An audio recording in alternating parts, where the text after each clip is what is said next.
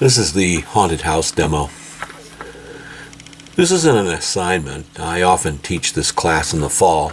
That being the case, making assignment number 5 about haunted house is a natural. That said, this is a fine example of something that isn't but could exist. I found this years ago as a tutorial online on how to change a perfectly nice Victorian house into a haunted house. It is only one example of many things that you can do. First of all, find a good picture. The example is of a really well-maintained home in California. It doesn't matter what the lighting conditions were when the picture was taken, but generally, if the image is fairly bright, the better it will be for making out the details. The other critical factor is making sure that you don't have a lot of foliage in front of the house. Some things are fine, but try to find a house that doesn't have a lot of shrubs and other nice-looking bushes in the front yard. It'll distract from making the house look dreary and ruined. So this looks pretty nice, actually. It's what you want, an old Victorian with a turret in the front. You know, the kind of a house that a witch would live in. The first step is to isolate the house by putting it on a separate layer and by erasing the rest. You can use the polygonal lasso tool for the house and often use a soft eraser for the bushes, but you might try to mask effect or use the select color range, which might work fine to take out the sky if it's uniform and a different color from the rest of the image and doesn't have a whole bunch of clouds. Now you need a new background, and you can either find a good image or paint one yourself.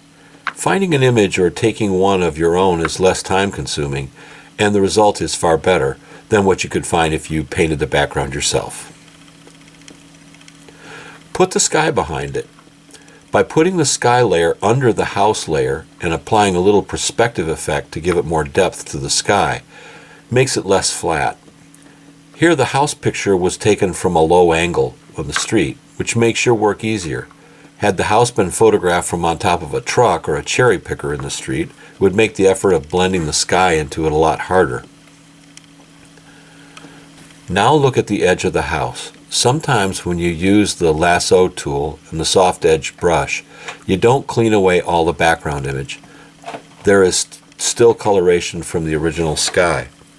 Depending on whatever image that you are working with, you will have to be careful and watch this kind of stuff.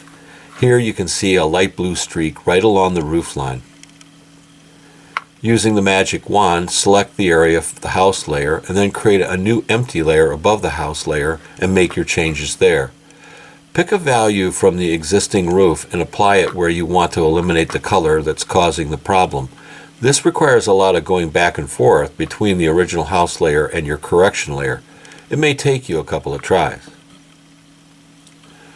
Using the hue and saturation and also the color balance, adjust the colors of the house and the sky layers so that they blend together better. Remember, the original house was taken on a bright sunny day, and you're trying to set this in a stormy background. Next, get rid of the palm tree that hides part of the house on the left side.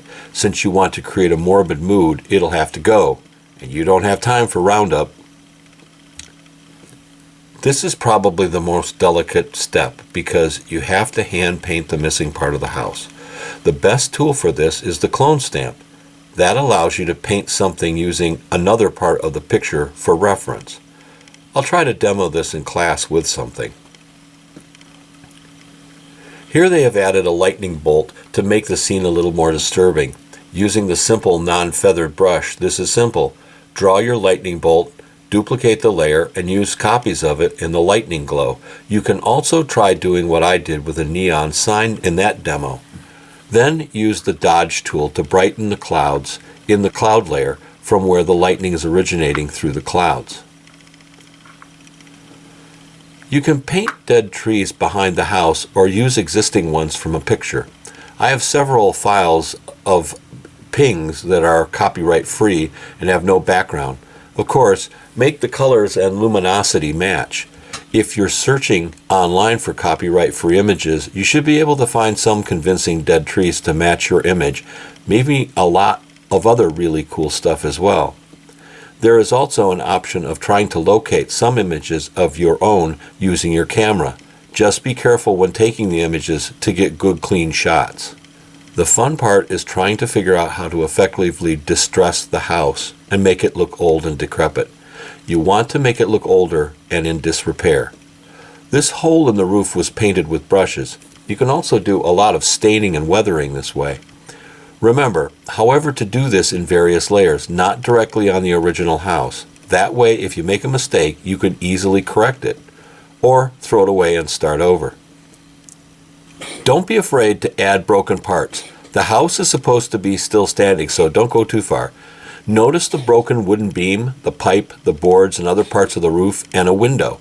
When you break something, use the clone stamp tool to fill in the empty space you created. Make it look dirty. Here's the porch detail zoomed in. You can see the detail on the broken window in the upper right hand. You can achieve this kind of effect by isolating an area in a separate layer using the polygonal lasso tool and doing a lot of the work using brushes and other effects. Again, remember, layers are your friend. The last step is to create a levels adjustment layer to get the final contrast. For this purpose, you may want to create a number of duplicate layers of the house. First, take all of the various layers that you created, broken roof, broken window, dirt, etc., and merge them into one layer. Do this by duplicating all of the various layer effects, turn off the duplications, and then merge them down into one. Now make additional layers and add the levels adjustment to those layers. This will safeguard your work. Here is what they came up with in the final. Compare that to the original image and the painted additions. This is a fine example of what you can do to make an original piece of artwork out of a copyrighted image. So long as you add enough details and change things enough, it could be fine. The more you change things, the better.